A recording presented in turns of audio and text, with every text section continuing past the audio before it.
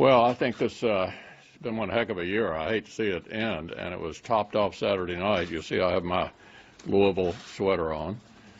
Louisville quarterback Lamar Jackson won the Heisman Trophy Saturday night, topping off a terrific year for the things that I care about, like holding the Senate and electing a president. I know the main subject you're interested in this morning, and I'm going to read a statement, which I typically don't do with these, but I want to make sure you fully understand what I have to say on the issue that I think is mostly on your minds this morning. Obviously, any foreign breach of our cybersecurity measures is disturbing, and I strongly condemn any such efforts. Prior to the election, the Director of National Intelligence released a statement saying that the Russian government directed the recent compromises of emails from U.S. persons and institutions, including from U.S. political organizations. That is what the intelligence community believes can be said in unclassified remarks without risking sources and methods. Anything else is irresponsible, likely illegal, and potentially for partisan political gain.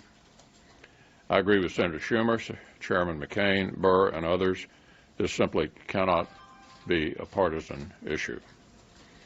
Let me remind all of you that the Senate Intelligence Committee, on which I and the Chairman of the Armed Services Committee sit as ex officio members, is more than capable of conducting a complete review of this matter.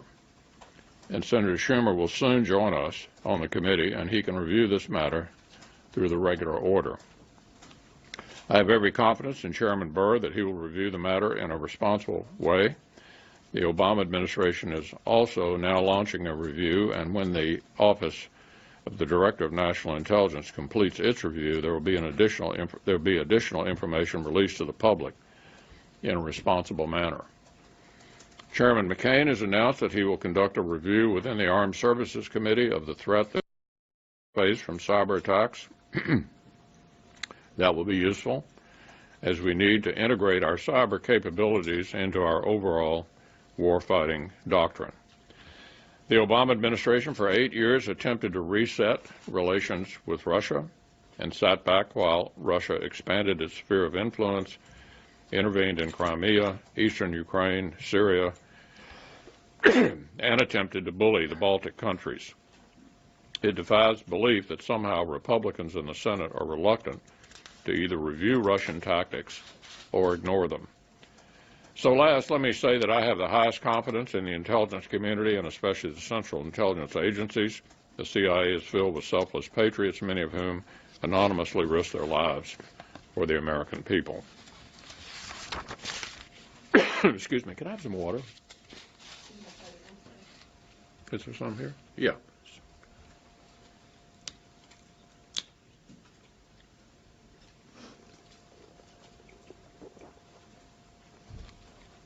Let me just say, in wrapping up the Congress, and then I'll open it for your questions, I think by any objective standard, the 114th Congress looks pretty good compared to the previous one.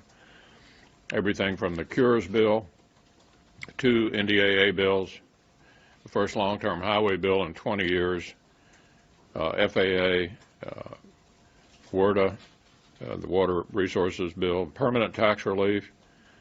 We addressed the opioid and prescription drug epidemic in a major way, a complete rewrite of No Child Left Behind, the K through 12 education issue, VA accountability, a cybersecurity bill, a permanent doc fix, human trafficking, trade promotion authority, and many others. So even though there were obviously some pretty big differences in a time of divided government, I think we were able to search for the things, it was my desire to search for the things that we had some agreement on and make some progress for the country. And there were a number of things upon which we were able to score some points for the American people. So with that, let me throw it open. Manu? Senator, from what you understand, do you believe that the Russian government was intentionally trying to sway this election to Donald Trump? Manu, as I indicated, the reason I read that statement is I think that pretty thoroughly covers what I'm prepared to say. about that issue. And you talked about an investigation. Do you support a separate bipartisan investigation, a commission in any way, or do you want to do this through the Intelligence Committee? Would you oppose a bipartisan commission? We're going to follow the regular order.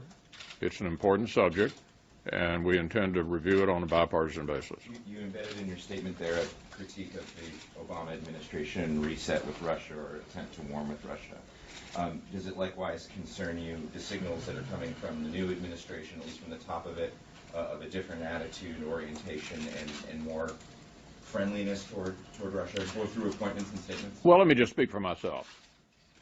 The Russians are not our friends. They invaded Crimea. Senator McCain and I and some of our Democratic friends met with a delegation from the Baltic countries just this past week. To say that they're nervous about the Russians, to put it mildly. Let me also say, as I said last year, NATO's important. We intend to keep the commitments that are made in the NATO agreement, which I think by any objective standard has probably been one of the most, if not the most successful military alliance in world history. And I think we ought to approach all of these issues on the assumption that the Russians do not wish us well. Leader McConnell, is it a problem, though, that the incoming president is sending these sorts of signals to Russia that he is sending? And what do you say about his supposed appointment of Rex Tillerson to be Well, I'm going to save us a lot of time by saying I just addressed how I feel about the Russians, and I hope that those who are going to be in positions of responsibility in the new administration share my view. Yeah. You mentioned your confidence in U.S. intelligence agencies, but are you concerned that the president-elect continues to deny their October conclusion that Russia was behind the hacking, and that he's now questioning the credibility of the CIA?